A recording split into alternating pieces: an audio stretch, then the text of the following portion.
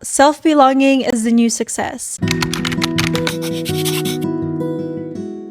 The majority of my life, I felt like I didn't belong and I was questioning where my place was in society and trying to fit into certain friend groups, questioning why I'm such a deep thinker, why is my inner world so different than other people's inner worlds. Like when I would have conversations with them, there wasn't really that alignment to where I felt a strong sense of belonging other than with my family, of course.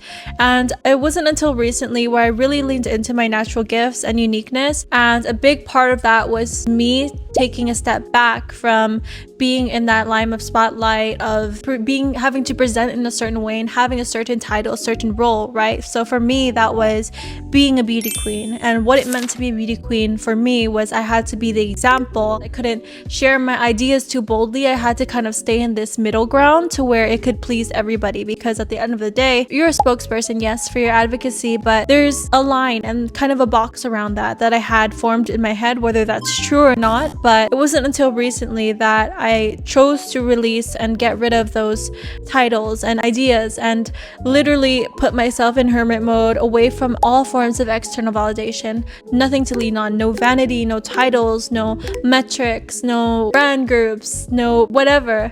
Like I just ridded myself of all of these external titles that we often hold on to as a source of validation. And what was left was the question of, who am I really beneath all of this facade? Like, who is Jovelle at her core? And for 6 months in isolation, I really dove deep into that and who I was. And honestly, I realized that what we hold on to so strongly is this sense of self-concept. And normally that self-concept is fragments of things that we've held on to or adapted as validation from the outside world or external world, or as part of our programming from childhood that we just held on to because it helped us survive. Because that sense of self-concept, although it's an illusion essentially, because we're all just souls at the end of the day, and what makes us human and what we have underneath is no different to another person's. But these external concepts that we hold on to so strongly give us that sense of self-concept that is security for us and a lot of people. That is, being able to feel okay and happy and content with yourself. And there's beauty in that as well.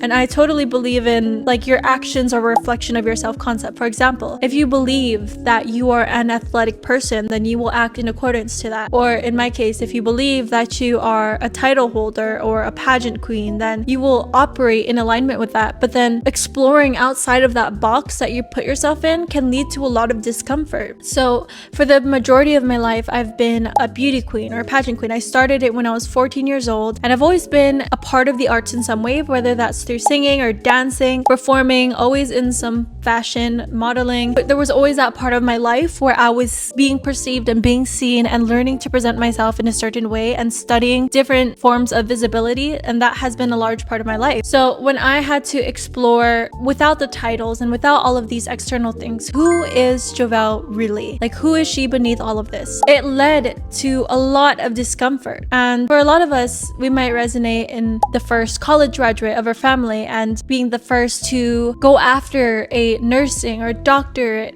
or medical. You could tailor it to your specific story, but this is something we all go through in some form. So oftentimes a pattern that I see repeating over and over as well is we feel that if we were to retract this power, our choice, and our sense of autonomy, if we were to own that fully and choose and assert our boundaries, a lot of us have this deep-seated fear that if we were to do that, that all the love, that stability that we hold on to for our sense of self and sense of self-worth, it would just crumble from beneath us and it would be gone. Our performance, our optimization, our output is directly tied to the validation and love we then receive. So a lot of us internalize this as, if I'm not performing, am I going to be loved and seen? If I don't get the perfect grades, if I don't make it to this school, am I just going to be another disappointment and am I going to be forgotten? Is this love going to disappear? So all of our deep-rooted fear really stems from just a sense of belonging and a sense of acceptance. And the hardest decision I had to make was to take a step back from that title that I've known my whole life, that my mom and I have bonded over, have built our whole relationship upon, which was being an artist, being a performer, and having that external validation. I learned as well that a lot of that survival, a lot of those survival mechanisms, what we hold onto for our survival, my mom learned it as well. She learned that optimizing yourself for beauty will lead to more success, and these patterns have just been passed on generations upon generations.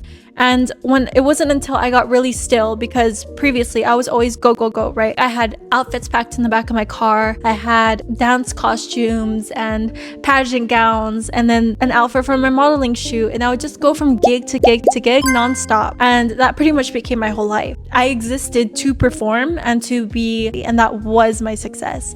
But once I took that all and stripped that all away from myself, what was left was my soul, who I really was at my core, and God. And I was forced to see that so much of my identity was wrapped in things that were temporary, things that could be taken away in an instant. We think we're born with these certain looks, assets, talents, but like at any moment, not to make you scared, but at any moment you could break a leg, or something could happen and that thing is gone, and then what do you have? What do you have to hold on to if it's just gone like that? Because that's external, that's temporary. All of this is temporary. Having that self-trust in knowing that even if all of this was taken from me, like, I'm good. I know who I am, and I know how to come out from under this, and I know what my values are. So anything that's not in alignment with that can be stripped away. Like, I can allow that to be stripped away. And that's what I realized what was happening when I thought I was at my lowest, or I actually was at my lowest, but I thought that I was losing everything. Everything I'd worked so hard, it's just disappearing all at once, and it was too much for me. I was like, I don't understand why I'm losing everything. It felt like a loss at the time, but what I realized was it was the universe accelerating timelines, collapsing timelines, and getting rid of, stripping away anything that didn't align with what I was trying to call in, that grand vision. And the more I questioned my values, or got into alignment with my values and said no to anything that didn't align with them, things started to fall away. And it did feel like a loss, but now that I'm out on the other side, so many blessings came from it. I'm actually living my dream life. I get to work on my business. I am living in my dream house that I once walked around the neighborhood of and dreamed of living there. And it's designed in the exact way that I envisioned, or with all of the different elements that I love, like the pink and green and earthy tones, and it's just beautiful. It's a space where I feel creative, and my nervous system feels relaxed and able to unwind and just grow and manifest more beautiful things into my life. I get to travel full time whenever I want. I'm a digital nomad. All of these things, I realized going through the process that there's nothing wrong with it, but I just personally realized for myself that I didn't want to be the guinea pig in this like constant loop of, validation. Like, you have yourself and your energy is contingent upon your output, right? Like, if I don't show up for a gig, then it's not happening. Like, you're not getting paid. You didn't show up. But if you're working for yourself and working in alignment, that's what I realized. That's not something that I really wanted to compromise on. And at the end of the day, there's a metric for success in those things, and there's a ceiling to it.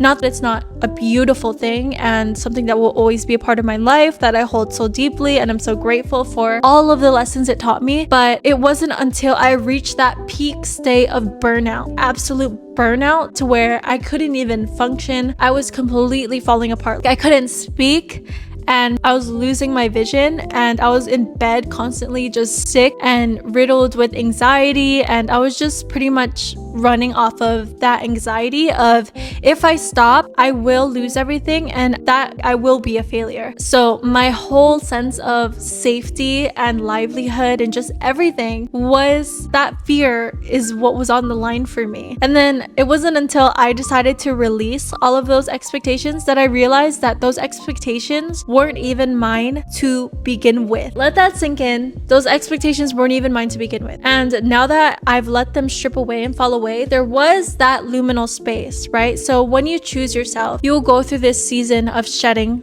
First and foremost, God, universe, whatever, your highest self, it's all stripping away, but with purpose. It's not for nothing. When one door closes, another door opens. I truly believe that, and that's what's been shown time and time again. So when that's happening, just trust that your values and that standard, that higher standard that you are choosing to hold yourself as or at, although it might not be the common path, most of the time people are comfortable what they have and where they're at. And I could have just stayed comfortable in the state that I was at, like, okay, great, I'm a beauty queen, like I have, I'm dancing as a ballroom scholar and I have these group of friends. From an outside perspective, you would think, yeah, she's good, like she can chill, she can, she's got it. But internally, I knew that I was meant for something deeper, and I wanted to be seen at the fullest capacity of myself. So people might have loved me, that version of me, but are they gonna love me when I am my full self? When I'm not just trying to be another clickbait, dopamine hit, entertainment muse. If I'm Jovelle at my fullest capacity, will people still love me?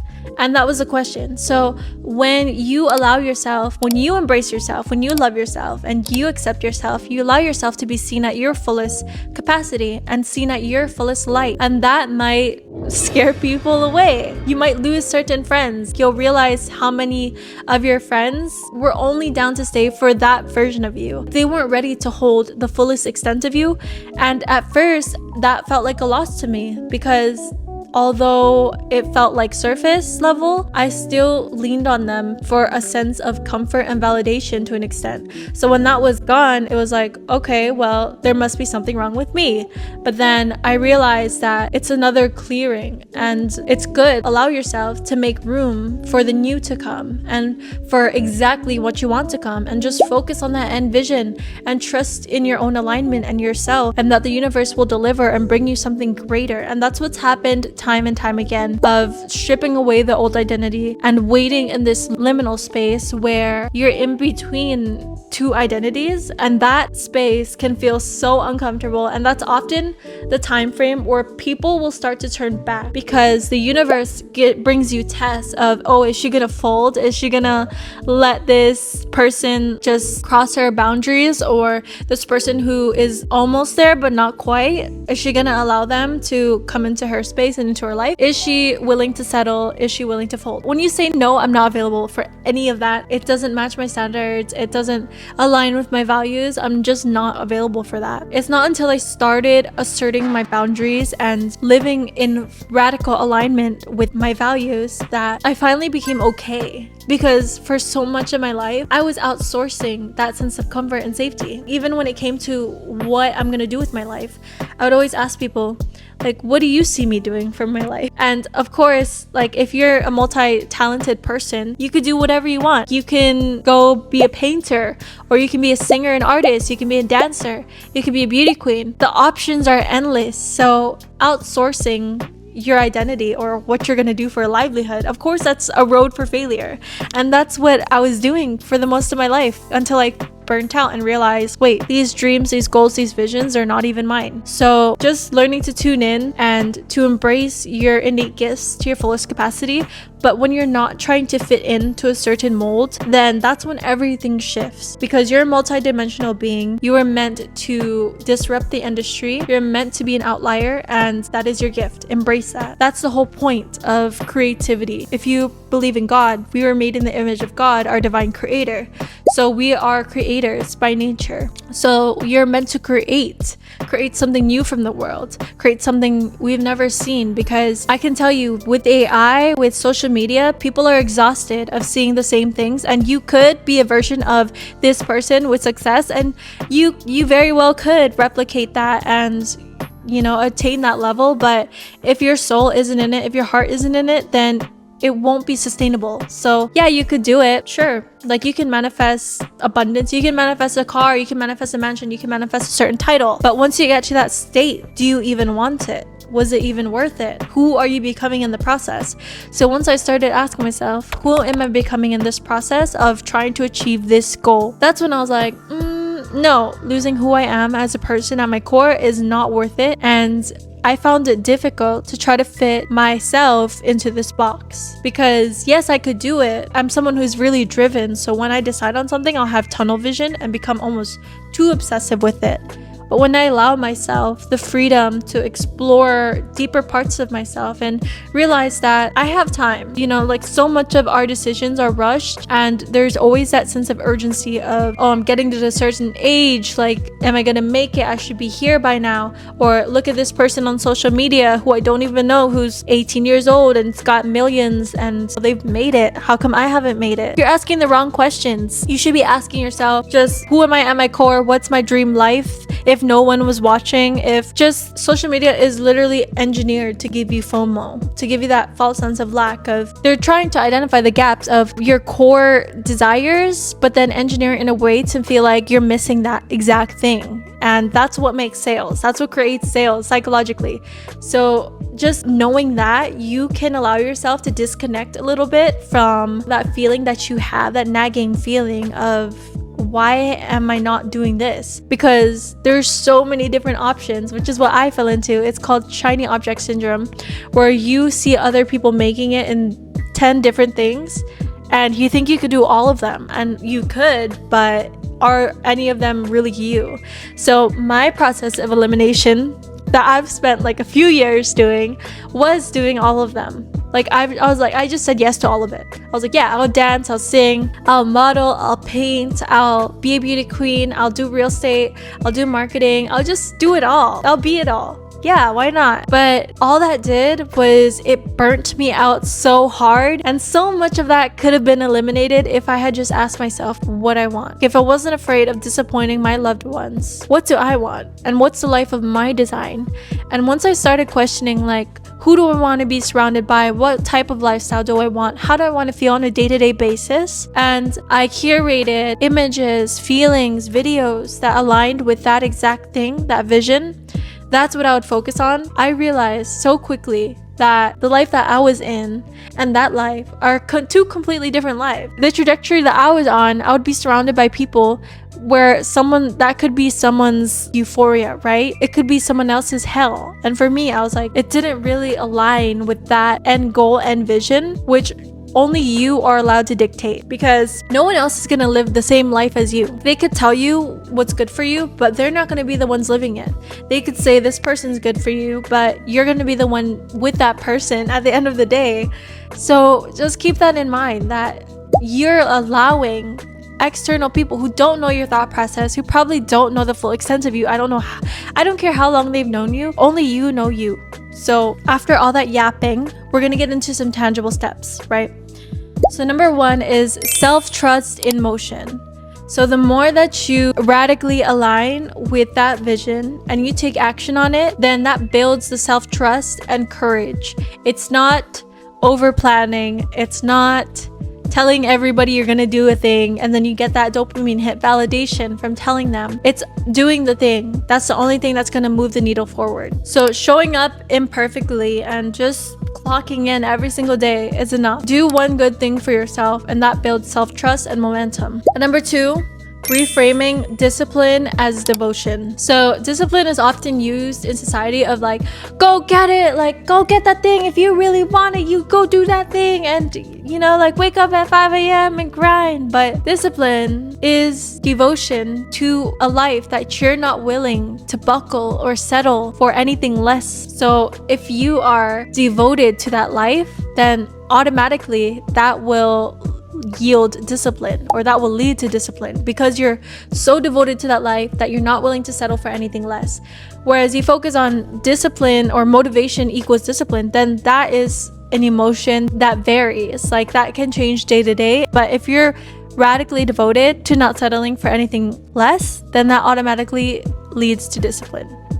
Hopefully that makes sense. So another thing I had to do was regulate my nervous system. The fear of choosing my own path, of saying no to safety, which was that path carved out for me that would lead to validation from everybody outside of me who expected that thing out of me. I had to train my nervous system that it's safe to choose. It's safe to pivot. It's safe to do what you want to do, because that's not an automatic. You would think that doing what makes you happy, automatically your nervous system system's going to be stoked about that. But that's just not the case, because on a fundamental level, humans want to have that sense of belonging. And if that sense of safety and identity is stripped from them, then yeah, there's going to be chaos internally. And we're going to want to run back to what's familiar and what's safe and what we know is reliable. So that nervous system regulation is so important when you are radically choosing yourself and carving out a separate path for yourself, or just in general. I've had multiple instances where I've manifested virality. I've manifested 10k months. I've manifested 9 million views overnight, basically. I've manifested contracts with big modeling agencies, but my nervous system wasn't at that level where I could hold that opportunity, if that makes sense. Like, it's similar to lottery winners who just lose all of their earnings because they don't self-identify as a rich person yet. So those earnings, those fast wins, are temporary because they haven't allowed their bodies or their brains and hearts to recalibrate to that identity, to where they can hold that success. So that's why having that strong foundation of nervous system regulation is so important, so that when your manifestations happen, you don't freak out. It's already familiar. Like, your body already knows that, yeah, this is a thing. I'm not surprised. Like, once you reach that certain height, once you reach like 10k months, you're like, yeah, this is just how it is. My body already knows this. Like, I feel like I've already lived this through.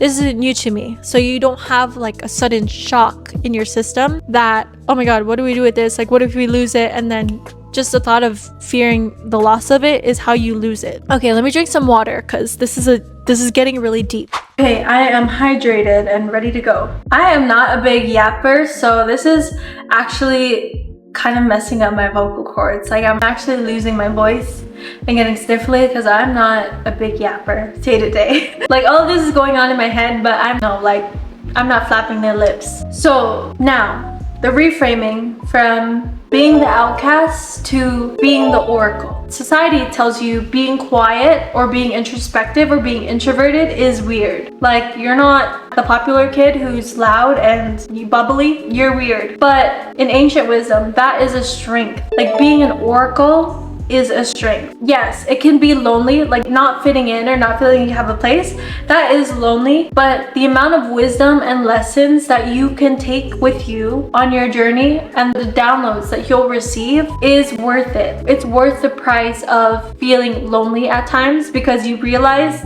in the long term that you actually aren't lonely. You have people that love you. You have God that loves you. Like, you're just not lonely, and that's an illusion put upon you by society. Loneliness is an illusion. You're not lonely. You want to fit in, and that's what is making you feel that way. But just reframing that alone, you can exhale. So another thing I realized was not belonging was a divine setup. The beauty of walking into a room with thousands of people is that not a single one of those people are gonna be exactly like you. And that is beautiful. Like, that is the divine setup, that your set of gifts and goals and vision are so perfectly unique to you that it can't be replicated. Like, you are a rare commodity and you don't want to be like the masses. That's not the point of why you were built the way you are. Like, that goes against the whole point of this divine setup. So realizing that not belonging was a divine setup. Also, you are never meant for the template. You're not cookie cutter. They not like us. You're the blueprint. So you're meant to create the blueprint in your own way. And the way to do that, the way to be the blueprint, is not by copying someone else's method and not copy pasting yourself. Because why would you water yourself down? Why would you diminish your gift to be like someone else? Because you are yourself for a reason. So number 3, what I want to get into is timeline trauma. So one thing I'm guilty of is age comparison. When someone is seemingly successful, I will look into how old they are. And if they're older than me, then I'll be like, okay, great, I have some time to catch up. But if they're younger than me, then I'm like, I have some work to do. Like, I have to catch up to them. And then I start feeling all behind. So the question is, why does age comparison sneak up on us? It's because it releases this sense of urgency. We should be at this thing by now. We should have made it by now. But as someone who has reached those certain titles, I can tell you that they don't equal happiness, and they don't mean that you've made it. It doesn't matter how rich you are, how successful you are. all of that is an illusion. It's something you have to chase. It's something outside of yourself, like these metrics. I have to reach a certain amount of followers. Again, all of that is temporary, meaning it can't fulfill you. Nothing outside of you can fulfill you, only you can fulfill you. That's something I had to learn the hard way. The energetic cost of letting social media measure your worth is a price that is way too high to pay to just be blindly giving your money away, giving your time away, giving your sense of identity away. And it just is a distraction at the end of the day. So use social media sparingly. It doesn't matter if you follow the most self-help gurus on the planet, because it's just the way that it's engineered is to give you that false sense of lack so that they can sell. Your attention is monetizable. So unless you are watching pattern disruptors like me, don't waste your time on social media.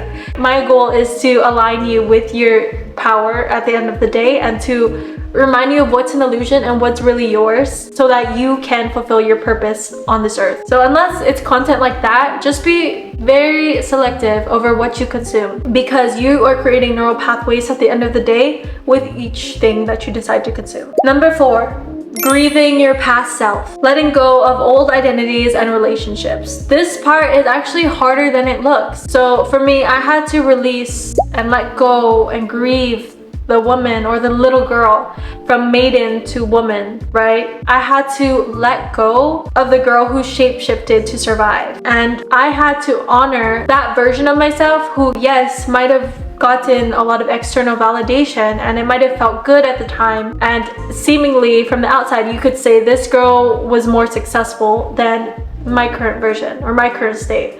But I realized that I had to honor the version of me that got here, even if she's no longer aligned. I had to honor that maiden, that I had to be her to be this woman that I am today. And it's not that this woman with more success or more metrics or more titles or social proof, it's not that she was better than the person that I am today. Just because I've released the need for those titles, it doesn't mean that I can't get into alignment with that and then get it instantly. But that's not the purpose. That's not the goal.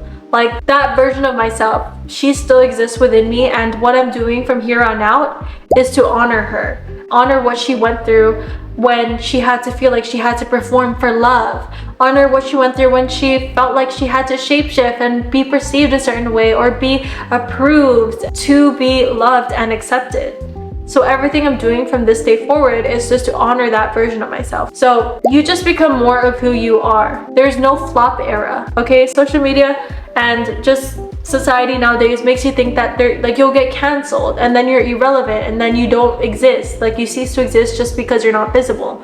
But that's just not the truth at all. Social media is still a baby in society, so just remember that all of that is still an illusion. When you shed timelines and you collapse old identities, you're just becoming more of who you are, and that is a win. So for some people, just because you can't see it from the outside doesn't mean that it's not a win. So don't get it twisted. So number 5, last but not least, radical alignment and clean energy. So what we're gonna do is we're gonna protect our energy like it's sacred currency, being so selective over our boundaries, what we say yes to when we actually mean no, or whose objective, whose agenda are you being the guinea pig in fulfilling when that's not actually what you want to do, or what relationships are you maintaining that no longer serve you, or what are you consuming that is shaping your internal dialogue or your neurons. What neurons are you firing based off the content you're consuming? Yes, we all have guilty pleasures, but is it really moving the needle forward, and is it really serving you? So just being so selective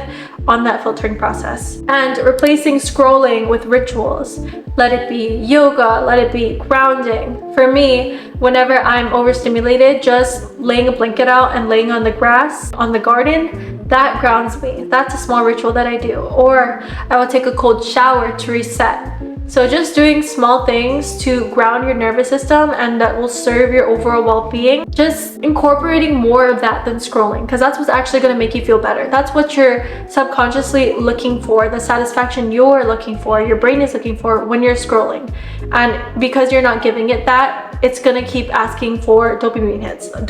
And if you have ADHD, that makes scrolling even worse for ADHD, because you're jacking up your dopamine. The last final tip is understanding the difference between clean execution versus burnout perfectionism. This is something I didn't understand for so long because I was fully operating off of burnout perfectionism. Like, I was just constantly optimizing myself in every single way. But with clean execution, you're getting in alignment with your values, you're centering yourself, and you're showing up with devotion. And it's a completely different feeling than the perfectionism burnout. So just allowing yourself to feel the difference between the two is going to be a game changer. So the closing message is your glow up isn't always loud despite what everybody's saying. You don't need to post a massive before and after glow up picture to have had a level up or a glow up in your mentality. Sometimes it looks like sleeping more or simply deleting the app. Calling your power back is the real glow up. And choosing to be proud of yourself before the world understands why. And that's why this video is called Self-Belonging is the New Success. Self-trust is louder than proof. You don't need to be on time for a life that was custom made for you, and clean energy only. So those are the last takeaways that I want to leave you with. And with that, I wish you continued success, prosperity, and radical alignment with your purpose, because you are deserving and worthy, and you're the exact light that the world needs. Love you. Talk to you later.